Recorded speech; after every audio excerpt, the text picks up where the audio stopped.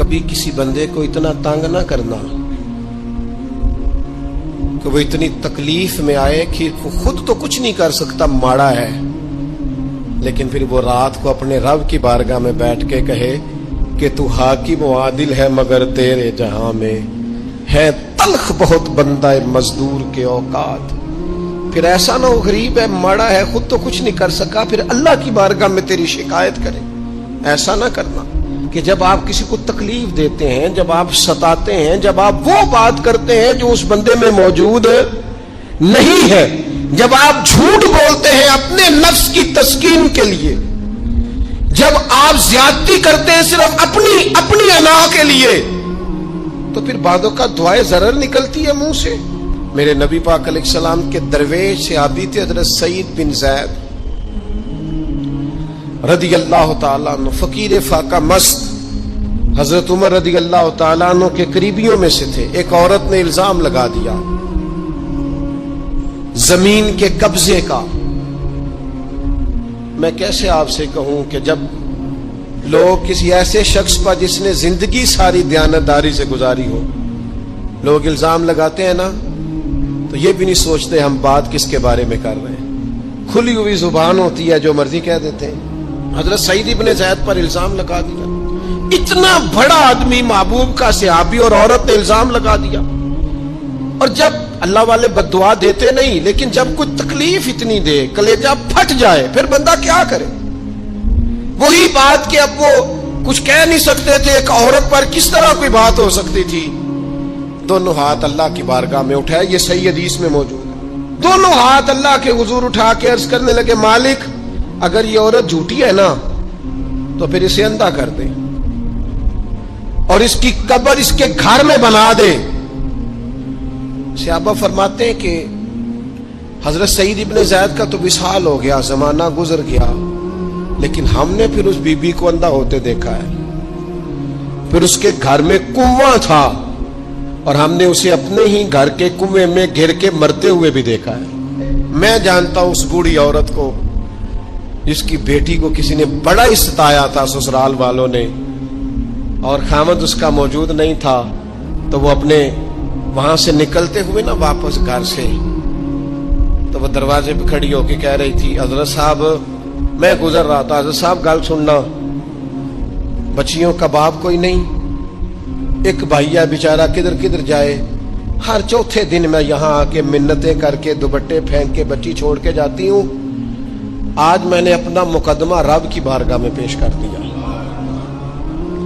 آپ گواہ رہے نا، میرا جرم صرف ہے کہ میں بیٹیاں دی ماں ہوں، گواہ رہے نا آپ، میں نے مقدمہ اللہ کے حضور درج کرا دیا ہے، بیٹی کو حوصلہ دے کے جاتی ہوں، خود نہیں سوتی میں ساری رات، مجھے پتہ ہے میری بیٹی کے ساتھ زیادتی ہو رہی ہے، اور ان کو بھی پتہ ہے لے جا کوئی نہیں سکتے، بندے ماڑے ہیں، تو یہ روز ظلم کرتے ہیں۔ اب میں نے وہ مقدمہ درج کرا، آپ گواہ رہنا، میں نے بڑا منایا اس اماں کو، میں نے کہا اماں اتنے سخت جملے نہ کہنے لگی، کلیجہ اندر سے پھٹ گیا، چھلنی ہے۔ ایک شخص کے کمرے میں جاتی تھی معافی مانگنے، چلو بچی سے غلطی ہو گئی تو اٹھ کے دوسرے کمرے میں چلا جاتا تھا، میں دوسرے میں جاتی تھی کیونکہ میں بیٹی والی ہوں۔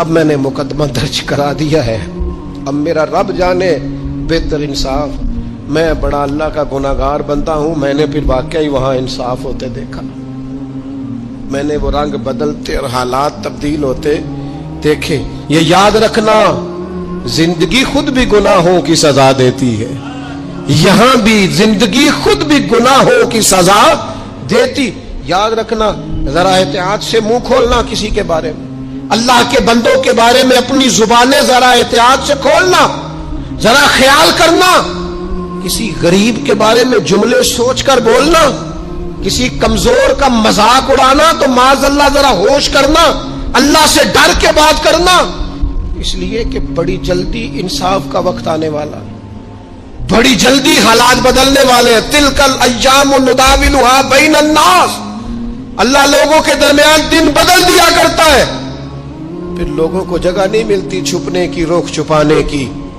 دو ہی باتیں آج آپ کے سامنے رکھی ہیں، ایک تو نیکوں سے دعا لے لو، اللہ والوں سے دعا لے لو، ماں باپ سے دعا لے لو، بزرگوں سے دعائیں اور دوسرا بد دعاؤں سے بچ جاؤ، دعائے ضرر سے بچ جاؤ، کسی کو اتنا نہ ستاؤ کہ وہ بیچارہ خود کچھ نہ کر سکے اور اللہ کے حضور تمہاری شکایت کرے، بچو۔ وہ میں نے بہت پرانا ایک جملہ کہا تھا، پھر کہتا ہوں، غریبوں کی بد دعائیں دن میں نہیں ستاتی، غریبوں کی بد دعائیں رات کو ستاتی۔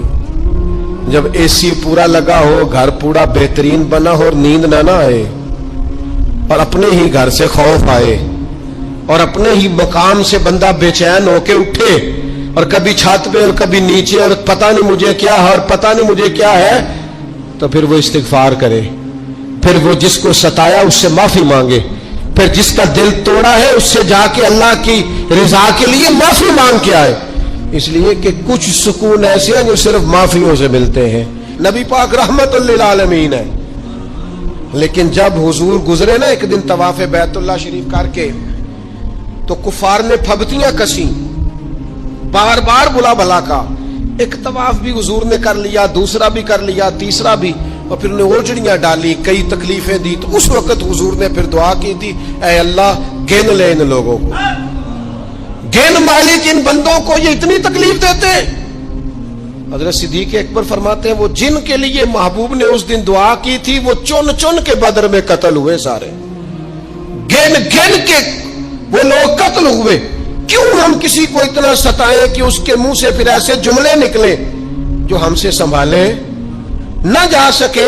ہم ڈٹے ہوئے لوگ۔ سرکار نے فلاح انسانیت کے لیے جو دوسرا کام کیا نا، وہ لوگوں کو احساس دلایا ہے کہ اگر غلطی ہو جائے تو تم نے بندوں کے سامنے اپنے آپ کو کلیئر نہیں کرنا، تم نے تو رب کے سامنے اپنے آپ کو کلیئر کرنا، اللہ کے سامنے تم نے بچنا ہے کہ میرا گناہ معاف۔ اور حضور احساس پیدا کرتے تھے۔ بخاری شریف میں قبیلہ غامدیہ کی اس عورت کا تذکرہ موجود ہے جو خود آئی تھی، کوئی گرفتار کر کے نہیں لایا تھا، از خود آئی، احساس پیدا ہو گیا نا گناہ کا۔ یہاں بہت ساری غلطیاں کر کے بھی لوگ جب اپنی بات کرتے ہیں تو کہتے ہیں کبھی یاد تو نہیں کسی کے ساتھ زیادتی کی ہو، یاد تو نہیں کبھی کسی کا، بھئی آپ نے اتنے بڑے ولی ہونے کا دعویٰ کر دیا۔ انسان تو انسان رہتا ہے۔ بڑے بڑے لوگ کہہ گئے کہ یا اللہ اگر انجانے میں بھی بھول گئے ہیں تو ہم سے درگزر فرما، لیکن جب ہم تیار ہی نہیں ماننے کو۔ حضرت انس بن مالک کہتے ہیں وہ خاتون آئی، کوئی پکڑ کے نہیں لایا، کسی 14 دنوں کے ریمانڈ پہ نہیں اسے منوایا گیا، اسے وہ خود بخود آئی، اور کریم محبوب علیہ السلام کے سامنے جب وہ کھڑی ہوئی تو اتنے درد سے میں نے کم لوگ روتے دیکھے ہیں جس درد سے وہ روئی۔ عرض کرنے لگی حضور میں غلطی کر بیٹھی ہوں، مجھ سے زنا ہو گیا، مجھے پاک کر دے۔ تو محبوب کریم علیہ السلام نے فرمایا تو کیسے ثابت کرے گی تو نے گناہ کیا؟ یعنی مجرم کو ثابت کرنا پڑ رہا ہے کہ میں گناہ گار۔ یہ وہ کمال ہے کہ انسانوں کو احساس ہونے لگے کہ یہاں ہم غلط ہیں۔ جب اعتراف جرم ہوتا ہے، جب بیماری کی تشخیص ہوتی ہے تو پھر اس کا علاج بھی ہو جاتا ہے۔ حضرت انس بن مالک کہتے ہیں وہ عرض کرنے لگی حضور میرے پیٹ میں ناجائز بچہ ہے۔ حضور نے فرمایا جا جب بچہ پیدا ہو تو پھر آنا۔ وہ 8 ماہ کے بعد آئی تو اس کی گود میں پھول سا بچہ تھا۔ حضور نے فرمایا واپس جا، جب روٹی کھانے لگ جائے تو پھر آنا۔ وہ 2 سال 2.25 سال دودھ پلاتی رہی، پھر جب آئی تو بچے کے ہاتھ میں روٹی کا ٹکڑا تھا۔ کریم محبوب صلی اللہ تعالی علیہ وسلم سے آ کے جب اس نے بات کی تو وہ درد سے روئی، کہنے لگی یا رسول اللہ 3 سال ہونے کو ہیں، میں نے گناہ کیا ہے، میں ساری رات سو نہیں پاتی۔ حضور تڑپتی، اگر اس حال میں مر گئی تو اپنے رب کو کیا منہ دکھاؤں، مجھے پاک کر دے، میرے حال پہ رحم فرمائے۔ محبوب کریم صلی اللہ علیہ وسلم نے بچہ ایک صحابی کو دیا، فرمایا بچوں کی طرح پالنا، اور کہا اسے لے جاؤ، پتھر مار مار کے اسے سنسار کر دو۔ صحابہ کہتے ہیں اسے پتھر لگ رہے تھے اور حضور بے چینی کے ساتھ ٹہل رہے تھے۔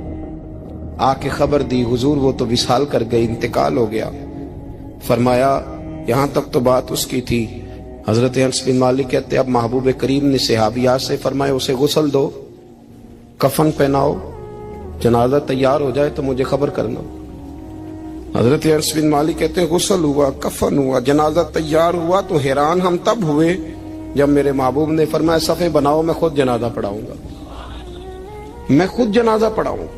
اور سرکار نے جنازہ پڑھایا تو ایک شخص کی زبان سے نکلا حضور اس ملعون کا معاذ اللہ جنازہ جس نے ناجائز بچہ جنا، اس کے لیے آپ دعا کر رہے ہیں، جنازہ پڑھا۔ اور حضور فرمانے لگے خاموش ہو جاؤ، تم نے گناہ دیکھا ہے اس کا احساس نہیں دیکھا، تم نے غلطی دیکھی ہے لیکن اس کی توبہ کا انداز نہیں دیکھا۔ اور صاحب کنز العمال نے یہ لفظ نقل کیے ہیں کہ کریم محبوب فرمانے لگے اس نے تو ایسی شاندار توبہ کی ہے کہ اگر میں اپنی ساری امت میں بانٹ دوں تو اللہ سب کی مغفرت فرما دے گا۔ احساس جب پیدا ہو جاتا ہے نا اپنے دل کے اندر کہ یہاں میں غلط ہوں، ان العبد اذا اعترف ثم تاب تاب اللہ علیہ او کما قال نبی صلی اللہ علیہ وسلم، رواہ مشکات۔ حضور نے فرمایا جب کوئی بندہ کہتا ہے نا اللہ میں بھول گیا تھا اور پھر وہ توبہ کرتا ہے تو رب اس کی توبہ کو فوراً ہی قبول فرما لیتا ہے۔ حضرت عبداللہ بن حذافہ جہاد کر رہے تھے، روم کے عیسائیوں نے گرفتار کر لیا، 1000 آدمی نے مل کے پکڑا، گرفتار نہیں ہوتے تھے صحابی، 1000 آدمی نے گھیرا ڈالا، گرفتار کر کے لے گئے۔ اور جب بادشاہ کے سامنے گئے تو وزیر کہنے لگا بادشاہ بندہ بڑے کام کا ہے، اگر ہمارے قابو آ گیا تو فائدہ دے گا۔ صحابی ہیں حضرت عبداللہ بن حذافہ، حضرت فاروق اعظم کا زمانہ ہے، اگر قابو آ گیا تو فائدہ دے گا۔ بادشاہ کہنے لگا کیوں، کیا خوبی ہے؟ کہنے لگے ہم 1000 آدمی تھے، یہ اکیلا قابو نہیں آ رہا تھا، 1000 آدمی تھے، اگر ہماری فوج میں شامل ہو گیا تو بہت بڑا جرنیل ملے گا۔ بادشاہ کہنے لگا کوئی مسئلہ نہیں، 2-3 چیزیں ہوتی ہیں بندے کو خریدنے کے لیے، خرید لیتے ہیں۔ بادشاہ کہنے لگا عبداللہ جتنی دولت تجھے چاہیے میں تجھے دے دیتا ہوں، میرے لشکر میں آ جا، معاذ اللہ اسلام چھوڑ دے۔ حضرت عبداللہ بن حذافہ کیا فرماتے ہیں؟ فرماتے ہیں بڑا تو بیوقوف ہے، میں نے دولت کمانی ہوتی تو مدینے میں بیٹھ کے تجارت کرتا، میں دولت کمانے نہیں نکلا، میں تو رسول اللہ کی رضا کمانے کے لیے نکلا ہوا ہوں۔ دولت کمانی ہوتی تو کسی مارکیٹ میں ہوتا، میدان میں آنا تھا، شہادت ہے مطلوب مقصود مومن، نہ مال غنیمت نہ کشور کشائی، یہ دولت تو لونڈی ہے رسول اللہ کے دروازے کی، یہ تو پیچھے پیچھے پھرتی ہے نبی پاک کے غلاموں، یہ کمانی ہوتی تو میں کسی مارکیٹ میں ہوتا، میدان میں تھوڑا ہوتا۔ عبداللہ بن حذافہ سے ایک دوسری چال چلی، کہنے لگے میاں عہدہ جو تجھے چاہیے، میں بادشاہ ہوں، میرے نیچے جو عہدہ تو کہے گا وہ تجھے مل جائے گا۔ حضرت عبداللہ بن حذافہ کہنے لگے شاید تجھے پتہ نہیں میری تعریف کیا ہے، شاید تو جانتا نہیں میری تعریف کیا ہے۔ کہا صاحب کی کیا تعریف ہے؟ کہنے لگے میں رسول اللہ کا صحابی ہوں اور کائنات میں سب سے بڑا عہدہ مصطفیٰ کے صحابی ہونے کا عہدہ ہے۔ صحابہ وہ صحابہ تھے جن کی ہر صبح عید ہوتی تھی، خدا کا قرب حاصل تھا، نبی کی دید ہوتی تھی۔ فرمایا میں نے حضور کے جلوے دیکھے ہوئے ہیں، مجھے عہدے کی ضرورت ہی نہیں، اور میں نے عہدہ لینا ہوتا تو میں سیاست کرتا، میں تو شہادت لینے نکلا ہوں میدان میں، عہدے کا میں نے کیا کرنا ہے۔ اب بادشاہ کہنے لگا اسے قتل کر دو، وزیر کہنے لگا نہیں ایک بات اور ہے، مجھے ایک چال اور چلنے دو۔ کہا وہ کیا؟ کہنے لگے میری بیٹی بڑی خوبصورت ہے، مجھے موقع دو اپنی ہی بیٹی کو سجا بنا کے، وہ جوان جس کی جوانی اتنی بڑی ہے کہ 1000 آدمی مقابلے میں کھڑا نہیں ہوتا، اس جوان کے کمرے میں رات کی تنہائی میں بنا سوار کے بی بی کو بھیجا۔ وہ بی بی کہتی ہے میں ساری رات بن سور کے اس صحابی کے کمرے میں بیٹھی رہی، لیکن یہ کیا شخص تھا، ساری رات ہی مسلح پہ بیٹھا رہا، ساری رات ہی، کچھ دیر تھک جاتا تو یہ کریم رسول پہ درود پڑھنا شروع کر دیتا۔ بی بی کہتی ہے سحری ہو گئی تو میں نے چھو کے دیکھا کہ انسان ہے کہ جن ہے، یہ بندہ ہے کہ فرشتہ ہے، چھو کے دیکھا۔ کہنے لگے پیچھے ہٹ جا، میں نے کہا میں نے تو سنا تھا تو 1000 کے مقابلے میں ہے اور تو اتنا بے حس ہے کہ بنی سوری دلہن بیٹھی ہے، تو نے نظر نہیں کی۔ عبداللہ بن حذافہ، بی بی کہتی ہے نظر پھر نہیں اٹھائی، نظر پھر جھکی ہوئی ہے۔ کہنے لگے بی بی میں مجبور ہوں، اب میرے اوپر کوئی حسن نہیں چلتا، میں نے جلوہ بدوحا کا دیدار کیا ہوا ہے، اب میری نگاہوں میں جچتا نہیں کوئی، اس لیے کہ جیسے میرے سرکار ہے ایسا نہیں کوئی۔ کبھی بھی اب نہیں کسی کا میرے اوپر جادو چلتا، میں نے مصطفیٰ کو، اور کہا ذرا پیچھے ہٹ کے بیٹھ، مجھے میرے رسول نے غیر محرم سے بچنے کا حکم دیا ہے، ذرا پیچھے ہٹ کے بیٹھ۔ سحری کا وقت تھا، وہ بی بی کہتی ہے اس نوجوان کے جملے میرا سینہ چیر گئے، کلیجہ پھٹ گیا، چیخ نکلی، میں کفر کے عالم میں روئی۔ میں نے کہا مجھے بتا تو صحیح، آخر یہ جذبہ کہاں سے ملتا ہے، آخر یہ روشنی تو میں نے دیکھی نہیں، کہاں سے آتی ہے؟ ایک میرا باپ ہے جو بنا سور کے مجھے تیرے کمرے میں چھوڑ گیا، بتلا یہ کہاں سے کیف آتے ہیں؟ عبداللہ بن حذافہ کہنے لگے اگر کیف لینا ہے تو تو بھی میرے مصطفیٰ کا کلمہ پڑھ جا، آجا دروازے رسول پہ جھک جا، مل جائے گا۔ سویرے دروازے پہ باپ آیا بیٹی سے رزلٹ لینے، دروازہ کھولا تو بیٹی نقاب پہنے باہر آئی۔ باپ کہنے لگا کیا بلا؟ کہنے لگی پیچھے ہٹ جا، تو غیر محرم ہے، کافر ہے، میں مسلمان ہوں۔ اس نے کہا کیا ہوا؟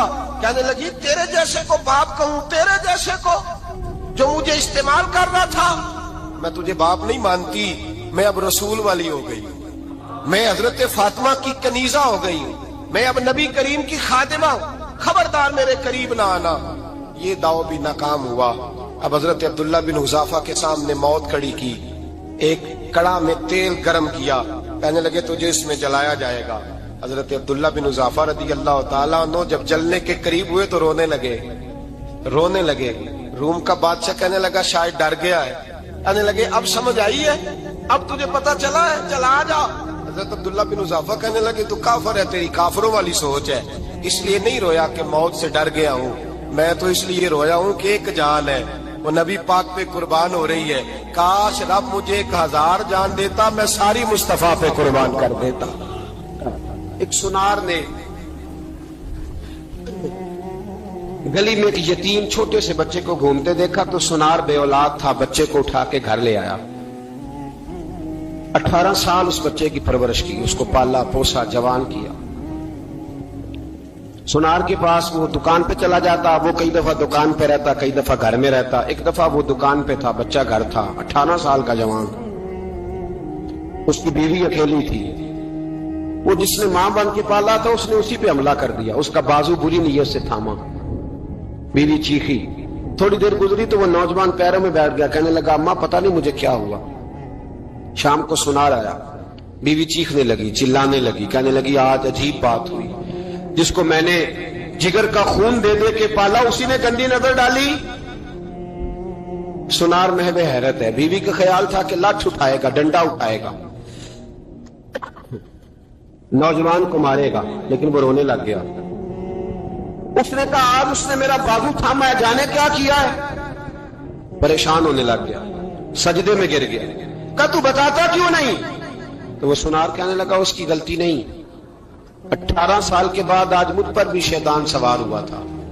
ایک عورت آئی تھی، وہ اپنے بازوؤں میں چوڑیاں پہننا چاہتی تھی تو میں نے بھی گندی نظر سے ہاتھ ڈالا تھا، رب کریم نے مجھے فوراً اس کی سزا دی۔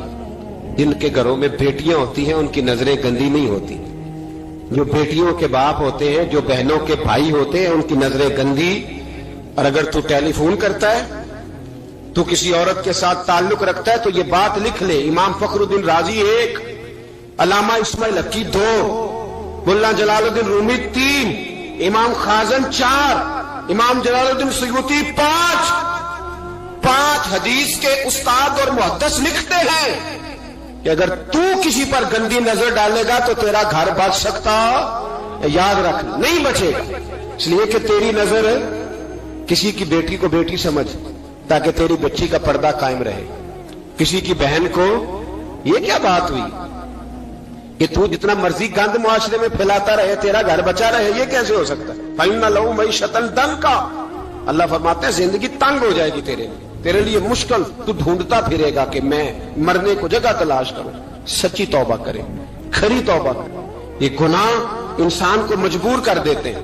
حضرت عبداللہ بن مبارک رحمت اللہ تعالی علیہ، ان کے سینکڑوں شاگرد تھے، ایک شاگرد کے انتقال کا وقت آیا تو گھر گئے ملنے۔ آپ کہتے ہیں میں نے زور لگا لیا پر اس کی زبان پر کلمہ جاری نہیں ہوا، میں اسے کہتا کلمہ پڑھ پر اس کی زبان پر جاری۔ اللہ اکبر، بہت بڑی نعمت ہے، دعا فرمائیں اللہ ایمان کی موت عطا فرمائے، ایمان کی موت دے اللہ کریم، ایمان کی موت دے۔ ایسے بھی لوگ دیکھے ہیں، مسجد نبوی ہے، رسول اللہ کا شہر ہے، سر سجدے میں ہے، روح پرواز کر گئی، روح پرواز، کتنا نصیبوں والا ہے، کتنا نصیبوں والا ہے کہ مسجد نبی میں سر سجدے میں رکھا ہے، اور اللہ تبارک و تعالیٰ نے محبوب کے قدموں میں موت عطا فرمائی۔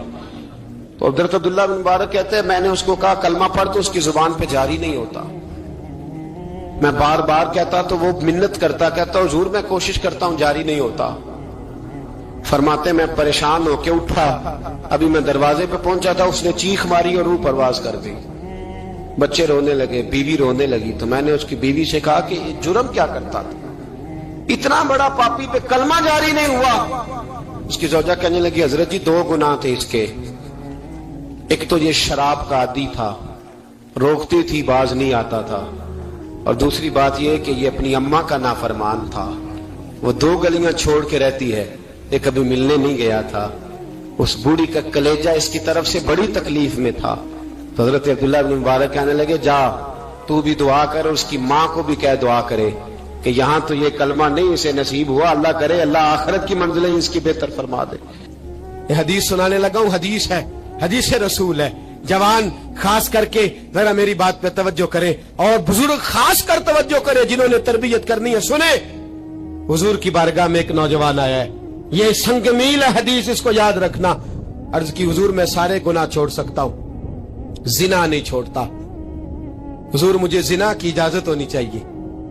میرے حبیب نے تھپکی دی، بٹھا لیا. میں کہتا ہوں حضور نے گناہگاروں کو معاشرے سے کاٹا نہیں، ان کی تربیت فرمائی ہے، ان کی تربیت فرمائی ہے، ان کو قریب فرمایا. میرے حبیب کریم صلی اللہ علیہ وسلم نے فرمایا ادھر آ بیٹھ جا، بیٹھ گئے. حضور نے فرمایا تو پسند کرتا ہے تیری ماں کے ساتھ کوئی بدکاری کرے؟ حضور نہیں.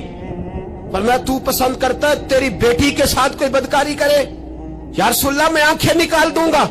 حضور نے فرمایا تو پسند کرتا ہے تیری بہن کے ساتھ؟ حضور میں کاٹ ڈالوں گا وہ ہاتھ جو میری بہن کی طرف اٹھیں گے. فرمایا تو پسند کرتا ہے کہ تیری خالہ پھپھی ممانی کی طرف کوئی ایسی حرکت کرے؟ حضور میں کاٹ کے رکھ دوں گا ان لوگوں کو جو بات بھی کریں گے. میرے حبیب نے فرمایا اچھا جس کے ساتھ تو بدکاری کی اجازت مانگ رہا ہے وہ کسی کی ماں نہیں لگتی، وہ کسی کی بہن نہیں لگتی، اور کسی کی بیٹی نہیں ہوگی؟ یاد رکھے ملا جلال الدین رومی 1، امام غزالی 2، اعلی حضرت فاضل بریلوی 3.